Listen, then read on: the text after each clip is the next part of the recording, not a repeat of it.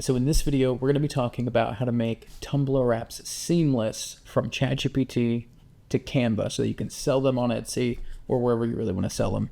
But having seamless Tumbler wraps is really where it's at, because if you have, since you're putting this image on a cylinder, and I don't print them myself, but I've gotten enough experience now to know that some people will buy them if they're not seamless, but if they're seamless, you kind of just guarantee that you're good to go, and that people have one less thing to question whether or not they want to buy your product or not. So as you can see here, this Tumbler wrap right here, one thing that's nice about it, and this is just a really popular one that people buy all the time. You'd wonder how this one is seamless, but they do market it as such. And in this video, you can see there's the seam right there. Let me see if I can pull this up. So they make sure that right here where the toolbox repeats, that's where it's seamless. So there's a couple ways you can do this.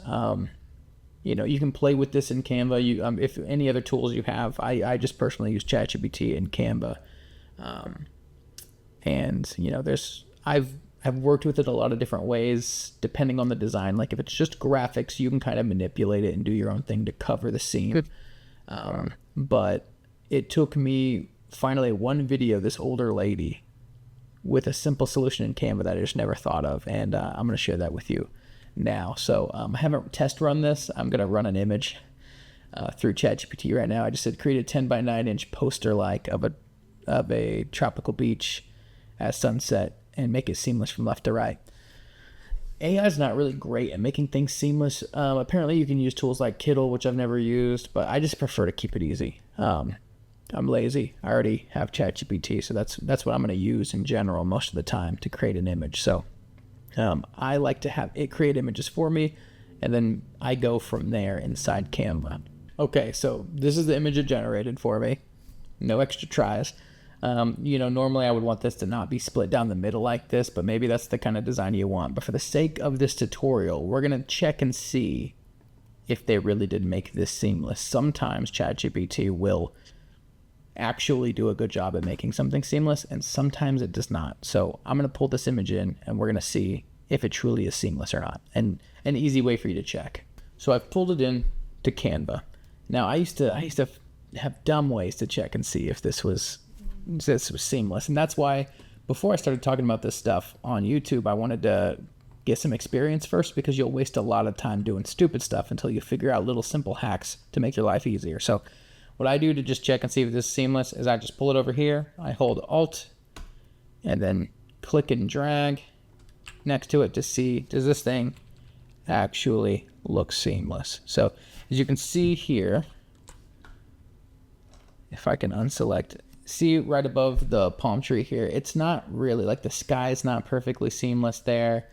That palm, like next to where that black part is underneath, like the shadowy section underneath the trunk of the palm tree there, it goes from ocean to beach because this side of the image ends at beach but continues with ocean. But you can tell it tried to do a good job by linking this little back area, this like landform back there. And it tried its best with the cloud right above. So like it does a decent job. And what we're going to do is, I'm glad it worked out that way. What we're going to do is we're going to figure out, okay, how do we make this thing seamless? So I'm going to delete one of them. And I'm going to just make sure this is positioned in the center. And I always do a 10 by 9 because the rough ratio for a Tumbler wrap is like 9.3 by 8.2 or the opposite, I can't remember.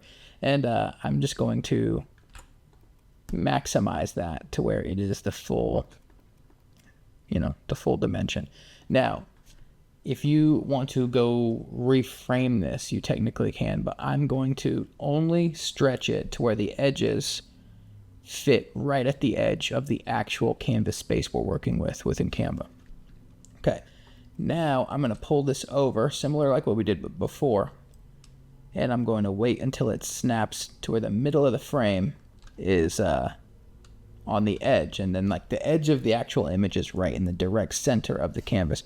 And then we're going to do that same thing where we copy it and wait for it to snap right there as well. So now we actually have like the size of that. And we can tell even more. There's kind of some issues with the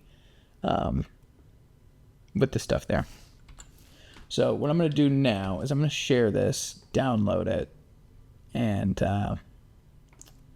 we'll just do the current page. We're going to download that image, and then we're going to pull it back in. And one of the reasons we're doing that is because now we already know the middle of the image is seamless, if that makes sense. So what is now the side of our canvas is the original middle of the image that was generated. So we know that's going to be flawless, exactly how we want it. What's not flawless though is where the edges of the image meet, and that's what we're fixing. So I'm going to pull our newly downloaded image now that it's to the side and show you what we're going to do. Now that we have this image in here, I'm going to expand it so that it takes up the full image. And now that we have one image here, we can just simply hit edit above it and do the magic eraser tool. And this is such a dumb little trick that helps so much that it really makes this a lot easier. So the first thing we're going to do, and you can do what some people do, is they'll do a whole line down the center. We're going to erase this entire line, but you don't really need to for some areas. Like right here, I don't really think we need to erase that because it already looks pretty decent. And sometimes if you erase too much, it'll actually look bad, and you don't want it to, you really want to minimize any distractions on the design to where if somebody is checking to see if it's seamless, it doesn't quite look it. So we're only going to erase where it's needed. And I would say the first thing we're going to do is erase right here. And then, you can lift your mouse and then continue back down. So like, I don't really need to erase until about here. And I want to give it space to really figure out, I added a little bit extra thickness right there to see if it can kind of figure out how it's going to blend that a little bit better. I'm okay with this section right here, but then we have a kind of a noticeable line here. So I'm going to erase that. And then just to make it easier, I'm going to do that as well. And then we're going to hit erase. It may not work great the first time, but we're going to give it a shot and see where we end up. I mean, that's pretty good. So now we don't have any grid-like line right here. It just sort of blended the darkness into the water. And then the sky just kind of like, streamlined the cloud. It kept the line that divides the center of the image. And then even here, if you remember, we had a line. It just got rid of that completely. And then did the same thing down at the bottom where it expanded that dark section a little bit. So now, this is a seamless image. So we're going to download this. I'm going to pull it into a bulk mockup video thing, and we're going to actually have it rotate on a Tumbler mockup so that we can see for ourselves, does it look good? That's how I usually like to test these things. Okay, now that we have that downloaded, I have uploaded it to my video mockup platform. I think it's called SPM Mockups. Yeah, Styled Product Mockups. And I pay for like a monthly subscription. I have access to this where I can put different backgrounds on this and record video and all that kind of stuff. And what I'm going to do here is there's this little toggle switch up here that lets me turn the image around. And right about in the middle of where that straw is on the back, that's where our seam was. So now you can see you couldn't really call that not seamless. Like, that's definitely a seamless image if you were to put that on a cup.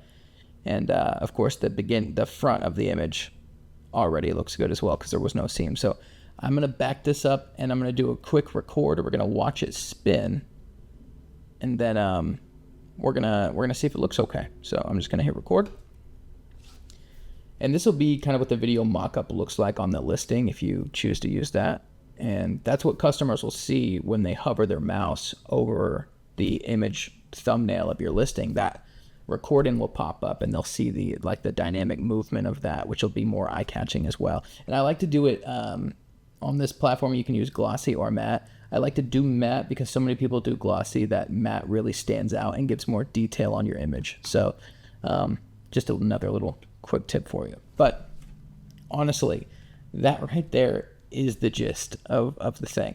Now, one last little piece is this design works great to just leave it like this and then export it, because for the most part, the whole design is the same. But if you were to scroll down and do something like this, and it wouldn't really look cool for your thumbnail if when it was all said and done and you got rid of like a seam with the white right here.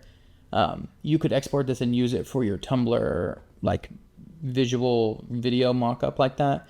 But if you were to just export this image, run it through like Photoshop mockups or something, then it would look like this on your Tumbler mockup, which looks like crap. So what you would actually do next is you would take this image technically and then do that same exact thing where you put it back in place, copy it, and then make sure the original center of the image is the center again. And now you just know and have the reassurance that the sides of the image are now seamless when before they weren't at first glance. So that's why a minute ago you saw this back in the center, is because I had fixed it and moved it back so that my mock-ups for my actual thumbnail looked presentable and not like weird, because everything still needs to be eye-catching and legible. So that's how you make a design seamless within Canva. If you're going to pull a general image from AI, there are other ways to do this, but that's the most common, the easiest, especially for specific designs where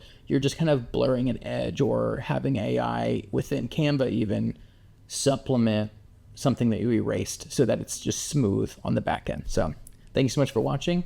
Follow and subscribe if you haven't already, and I'll see you next time.